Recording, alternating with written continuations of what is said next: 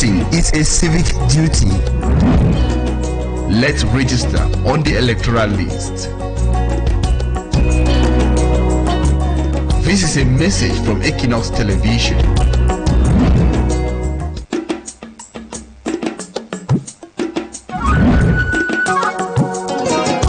Voter est un devoir citoyen. Inscrivons-nous sur les listes électorales. Ceci est un message de Équinoxe Télévision.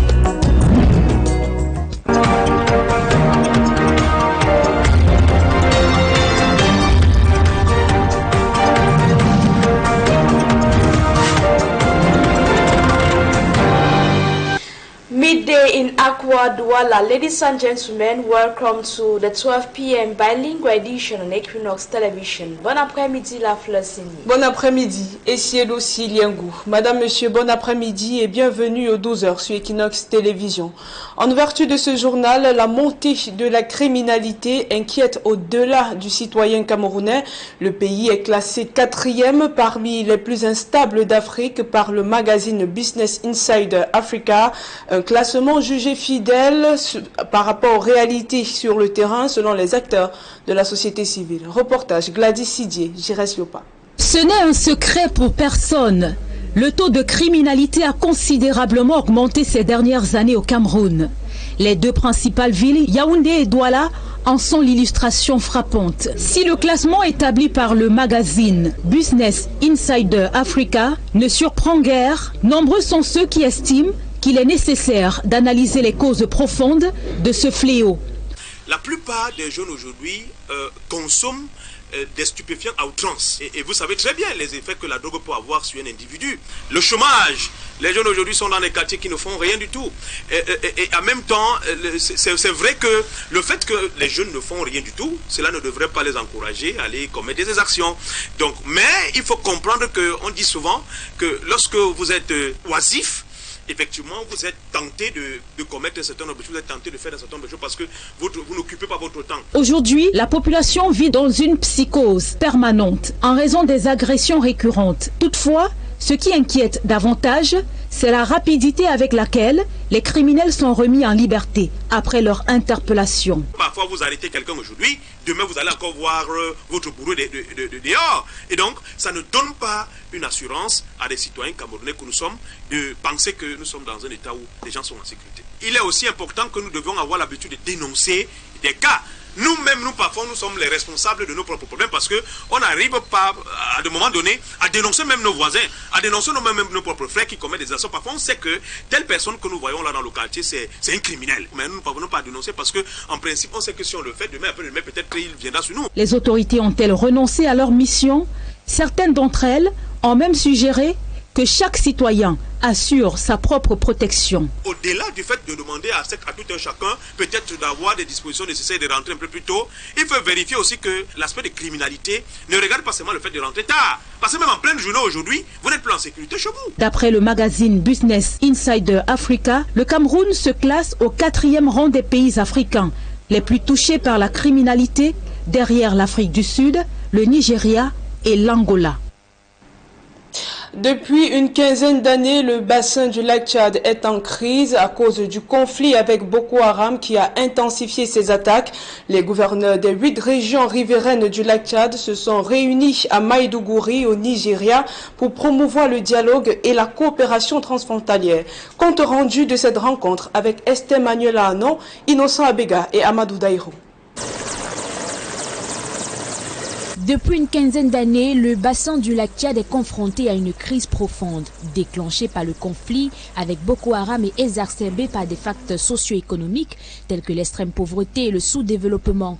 Cette organisation terroriste responsable de nombreuses attaques meurtrières a récemment intensifié ses opérations, multipliant les prises d'otages, les demandes de rançon et les attaques armées. Afin de renforcer la coopération transfrontalière, les gouverneurs des 8 régions riveraines du lac Tchad, issus du Cameroun, du Tchad, du Nigeria et du Niger, se sont réunis à Maïdougouri au Nigeria depuis le 28 janvier. Over the course of this conference, we will engage in deep and I hope meaningful discussions on the pressing challenges facing the Lake Chad Basin region. Cette rencontre vise à faciliter le dialogue, la coordination et la coopération entre les pays membres de la Commission du bassin du lac Tchad. À l'extrême nord du Cameroun, la situation des enfants non scolarisés est préoccupante. Selon Midiyawa Bakari, gouverneur de la région, les efforts supplémentaires sont nécessaires pour résoudre ce problème. C'est des milliers et des milliers d'enfants qui ne vont pas à l'école, qui seront des enfants de la rue. Donc ça, c'est une préoccupation. On a ouvert une école à Banki, un cycle complet. Les enfants des Amchides peuvent très bien venir faire l'école à Banki et vice-versa. Une fois rentrés au pays, nous allons nous voir comment nous préoccuper de cette question pour accompagner les populations. Selon les données de la Commission du bassin du lac Tchad d'août 2024, les pays touchés par la crise de Boko Haram ont accueilli environ 6 millions de personnes affectées, notamment des réfugiés, des retournés et des déplacés internes. Dans ce contexte, le 5e forum des gouverneurs du lac Tchad, qui s'achève le 31 janvier, représente une plateforme cruciale pour aborder les défis urgents posés par Boko Haram. L'objectif principal de ce forum sera d'établir les bases d'une action concertée pour renforcer la paix et la sécurité dans la région du bassin du lac Tchad. Autre chose à présent, Élection Cameroun a reconnu l'absence de publication des listes électorales nationales comme l'exige le code électoral. Le président du conseil électoral a expliqué que cela résulte d'un piratage du site d'Elecam. Plus de détails dans ce reportage de Fabrice Eloumou.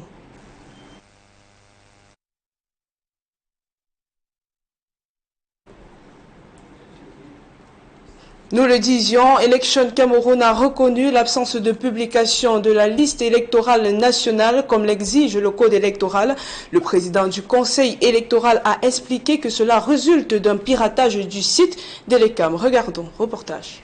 Dans sa lettre qui tient lieu des réponses officielles adressées à Abdourahmane Amadou Baba, le président du conseil électoral d'Élection Cameroun reconnaît le grief retenu contre Elecam, à savoir la non-publication de la liste électorale nationale conformément à l'article 80 du Code électoral. J'ai l'honneur d'accuser réception de votre lettre d'objet susmentionnée concernant la révision des listes électorales pour l'exercice 2024 et de prendre acte de vos observations. Abraham Egbe Eno justifie cependant ce manquement par un désagrément rencontré sur le site internet d'Elecam. Selon le président du conseil électoral, la plateforme a été piratée et endommagée et elle subit actuellement une mise à jour et une sécurisation en phase d'achèvement. Par ailleurs, il assure que d'autres points soulevés dans la requête seront examinés par le conseil électoral et feront l'objet de discussions ultérieures. Dans sa correspondance adressée au conseil électoral d'Elecam le 23 janvier 2025, Abdourahmane Amadou Baba, acteur de la société civile, demande la publication de la liste électorale nationale 2024. Pour lui, la question de la publication de la liste électorale nationale est un enjeu crucial pour garantir une élection transparente et équitable. Il demande par ailleurs à tous les Camerounais qui espèrent un changement de saisir à leur tour le conseil électoral d'Elecam pour réclamer le strict respect de la loi.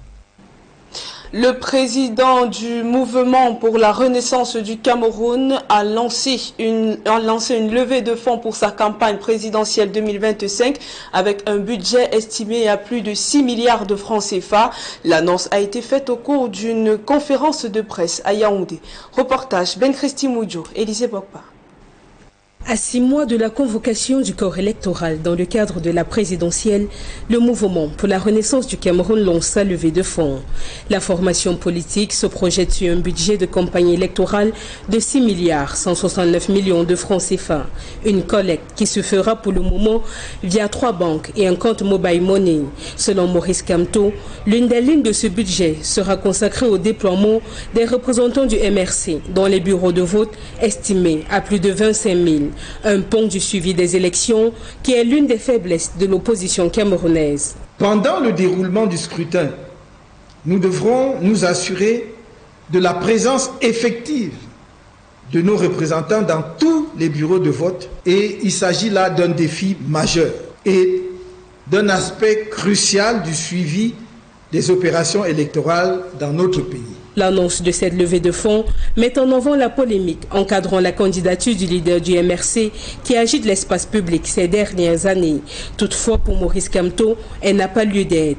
Pour soutenir cette idée, l'homme politique évoque notamment la transhumance politique et le mandat impératif. Le MRC a des élus. Nous avons des élus. Pourquoi? Parce que l'article 15 alinéa 4 de la Constitution dit que tout mandat impératif est nul. Je suis élu de tel parti A. Demain, je démissionne de ce parti. Je vais dans le parti B. Je ne vais pas dans le parti B en laissant mon mandat dans le parti A. Autre scénario envisagé par Maurice Kamto, son investiture par une autre formation politique. Deuxième option, on peut être présenté par un autre parti politique. C'est pas possible. Est-ce que c'est nous qui inventons? 2018, il y a eu 3 candidats présentés par un parti politique dont il n'était pas membre, non? Dernier scénario envisagé par le MRC, la constitution d'une candidature indépendante et l'acquisition des 300 signatures de personnalités exigées par le code électoral. Et pour sortir ce public reportage, les huileries alimentaires et chimiques camerounais, leaders de l'agro-industrie au Cameroun, se spécialisent dans la transformation d'huile végétale. Avec plus de 15 ans d'expérience, l'entreprise continue de croître et d'étendre son influence en Afrique centrale. Regardons. Fondée en 2007, l'entreprise HACC se positionne comme l'un des leaders de l'agro-industrie au Cameroun, spécialisés dans la transformation des huiles de palme brutes et de ses dérivés, membre actif de l'association des raffineurs oléagineux du Cameroun. L'entreprise s'étend sur 3 sites, la direction et des usines avec des installations ultramodernes. L'unité savonnerie produit des savons de ménage, parmi lesquels les savons de marque Célor. Notre travail consiste à faire des tests, des analyses sur des huiles que nous recevons, la matière première, et lors de la production, les produits semi-finis et les produits finis. L'unité raffinerie est une unité consacrée à la transformation de l'huile de palme brute en oléine végétale, notamment l'huile Célor, qui est une huile fine, légère et extra raffinée. Il se distingue par sa fortification en vitamine A, qui est très importante dans la croissance et pour la vision des êtres humains. Ici, nous conditionnons des différentes gammes telles que les 900 ml, 1 litre, les 5 litres et les 20 litres. Généralement, les 5 litres sont contenus dans un carton où on retrouve 3 bidons. Et avant de passer au conditionnement, nous vérifions notre produit à travers le laboratoire. On vérifie l'indice d'acidité, l'indice d'iode, l'humidité, les impuretés, afin de valider pour que ce soit conditionné. Lors du conditionnement, nous nous assurons que le produit est enrichi à la vitamine A en tant qu'aliment de consommation de masse. Et nous assurons que la date de production est mentionnée sur la bouteille, la date de péremption également, dont la durée s'élève à 2 ans. Nous nous assurons également que l'étiquette est bien fixée sur la bouteille. Toujours animée d'un esprit d'excellence et d'innovation, l'entreprise HACC a également investi dans la production des emballages plastiques, particulièrement des bidons. Chaque jour, près de 15 000 bidons de 20 litres et 5 litres sont produits à partir de sa 3e unité de production, toujours située à Yassa. HACC contribue activement à l'économie locale en employant de nombreux Camerounais venant des 10 régions. Les employés sont épanouis et contents de travailler dans un environnement propre. De plus, il y règne un bon climat de dialogue social entre le top management et les employés. La direction générale située au quartier Bali incarne un modèle de succès dans l'agro-industrie. La direction commerciale et marketing met tout en œuvre depuis 17 ans pour rendre disponible l'ensemble des produits HACC auprès des commerces et des foyers. Nous sommes ici au point de vente de Panda Célor. Je suis distributrice agréée. Ici, notre clientèle est tellement satisfaite du produit, car le produit est fluide, il ne colle pas et puis il ne fume pas. On peut trouver la marque Célor que ce soit en huile ou en savon, même sur le Magida d'à côté. Donc ça veut dire que la ménagère qui a besoin de s'en procurer peut trouver le produit dans les boutiques, les étalages des marchés, dans les supermarchés et les supérettes. Le produit est disponible dans tout le Cameroun et même dans l'Afrique centrale. HACC pour une vie en or.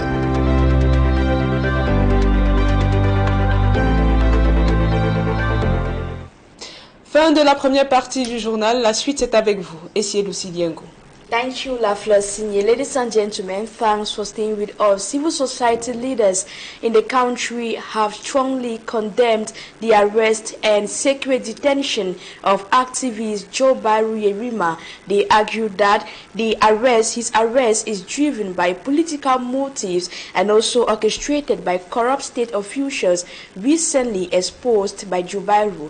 Let's have their reactions in the following report compiled by Fomi Armstrong Sander.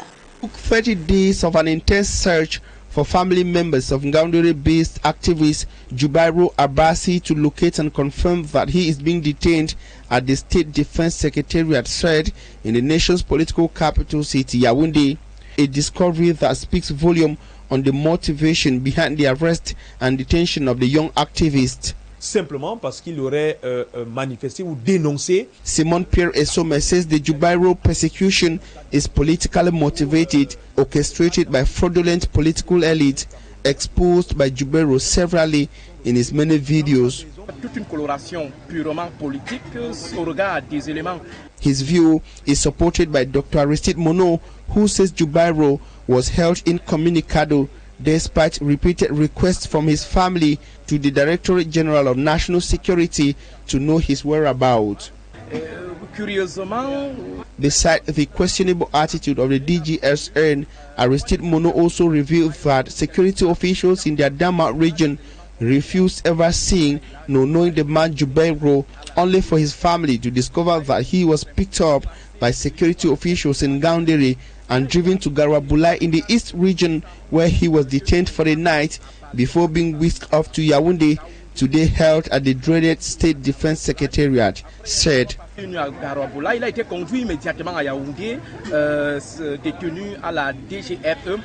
The civil society sees a lack of will on the part of administrative and security officials to release information on the arrest and detention of Jubairu. La famille a été alertée par les médias classiques. Aristide Mono recalls that his discovery and confirmation at the State Defense Secretariat was alerted by a local newspaper, Le du Sahel. Jubairu was picked up at the Bali quarters in Ngaoundere in the Adama region on December 24, 2024, then weeks and detained in Yaoundé incommunicado for over 30 days. Meantime, human rights defenders in Yaoundé in the Central region are calling on the government to release CJ Kamgan Jidone, the father of an alleged rapist. Reports say CJ Kamgan was apprehended overnight by security forces after his adopted son was accused of raping 3 teenagers. Let's have the details with Smart Jikan Gabriel. Another rape case engulfs a family in Yaoundé. I am the father of the children, aged 5, 7 and 9 years, respectively, who were sexually assaulted by the adopted son of Mr. CJ. De Monsieur CJ. The father of the kids who were sexually assaulted accused other people in the family, saying they are trying to hide the alleged rapist. Monsieur CJ doit nous Mr. CJ has to tell us where he is hiding his adopted son. Why does he not want the child to speak out? Est-ce qu'il ne veut pas que cet enfant parle? According to witness account, CJ Kamga Diodone, who is the adoptive father of the alleged rapist, was whisked out of his house by Semil officials on the orders of the father of the kids whose children were raped. This provoked the outing of officials from Nouveau, droit, Cameroon. Il y a 4 militaires qui ont There are 4 military officers who used state resources to resolve private issues. It is not accepted for one to use state infrastructure to arrest an individual to an unknown destination without any document covering them. Public, de faire enlever par les soldats camerounais un citoyen. For Nouveau Droit de l'Homme Cameroon, their intervention is in line with the actions taken by CEMIL officials. A complaint has already been dropped at the Ministry of Defense for the rape incident. The human rights organ has given the family an advice. Une situation de viol est un crime. Rape is a crime and a formal complaint is supposed to be written and dropped at the Gendarmerie Brigade for onward investigations. L'acte incriminé. A position motioned by the Mandela Center International, another human rights organization, which is calling on the immediate release of CJ Kamgam Jodone. For them, his incarceration will not bring justice to the current incident. And in response to complaints from activists, civil society activist Abdurrahman Hamadou Baba regarding the delay in releasing the list of potential voters, Electoral has issued a statement. According to Eno Abraham Egbe, the president of the Electoral Council, he explains that the delay stems from the hacking of the official website of Electoral and that this problem will be resolved soon. Details with and Abila. As the 2025 presidential election approaches, political parties as well as the civil society have been on the guard to ensure that the registration process is strictly respected. One of the preoccupations of opposition political parties and the civil society actors has been the publication of the entire list of those who have already registered for the upcoming election.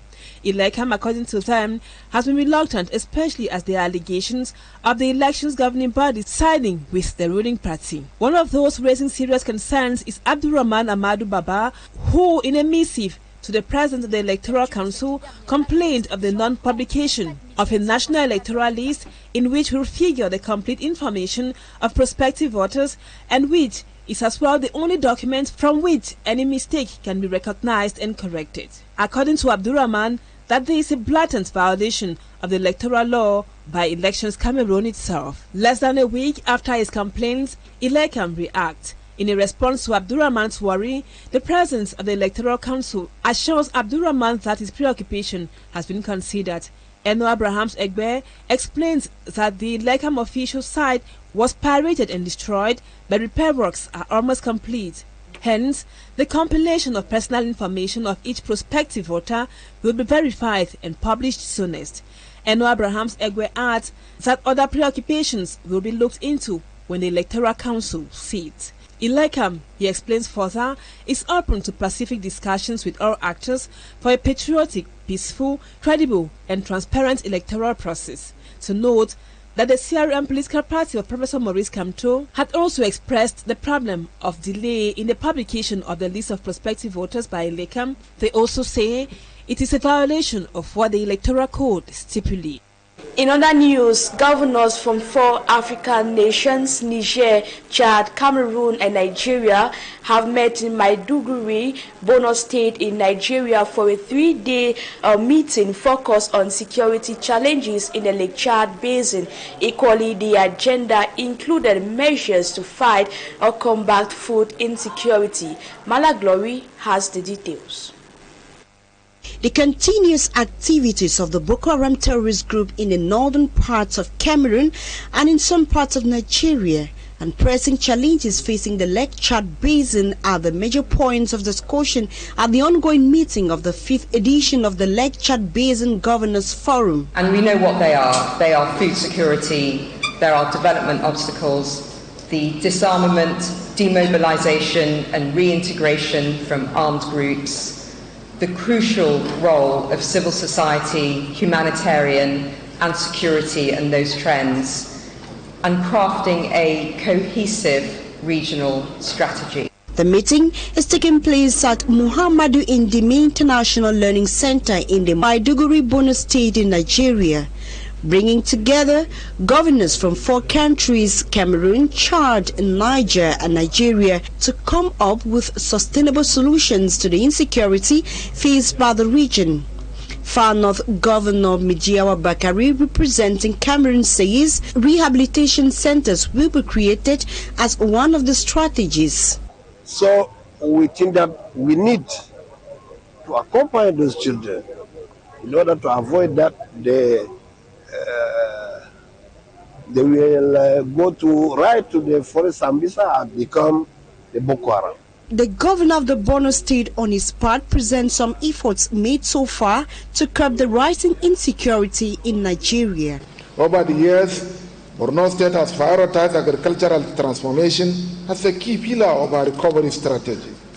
With a focus on irrigation systems, resilience crop production, and support for smallholder farmers, we have made significant strides in ensuring food security for our people.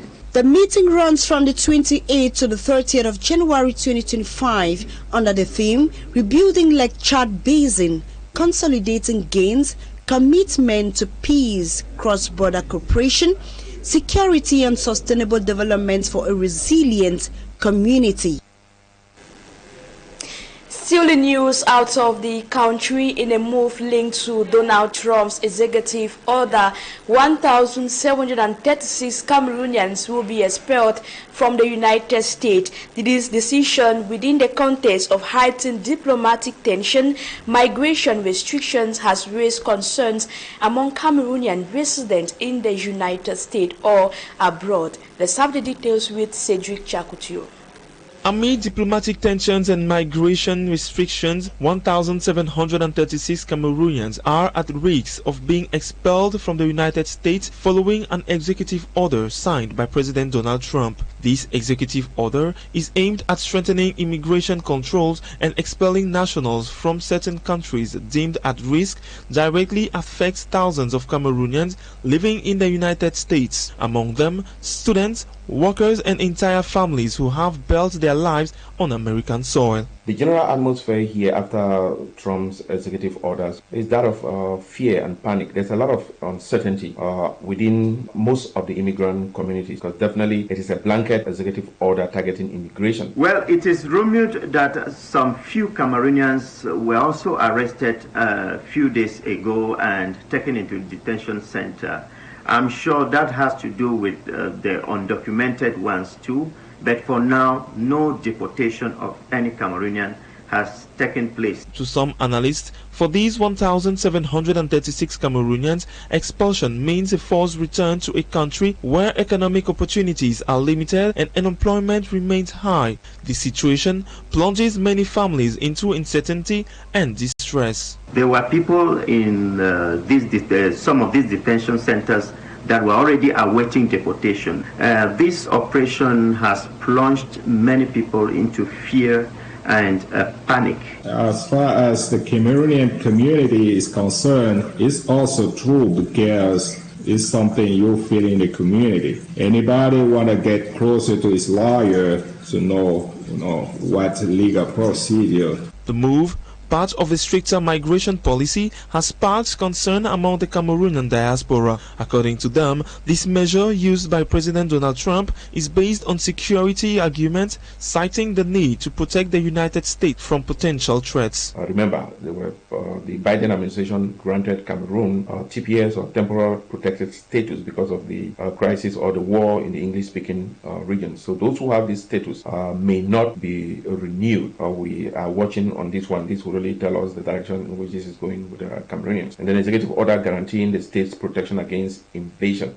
This also declares an ongoing invasion of migrants at the southern borders, which is what really caused a lot of this whole uproar and the immigration executive orders by Trump. This decision, which affects lives and families, underlines the need for constructive dialogue between nations and a more human approach to immigration. For the Cameroonians concerned, the time has come for resilience and solidarity.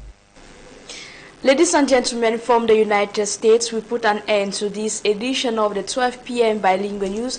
We thank you for your keen attention, and we leave in the company of interesting programs, but equally have a nice weekend. La Fleur Signée, have a nice weekend. Have a nice weekend. Et c'est Lucie Liengou. Fin du journal, Madame, Monsieur, merci pour votre attention.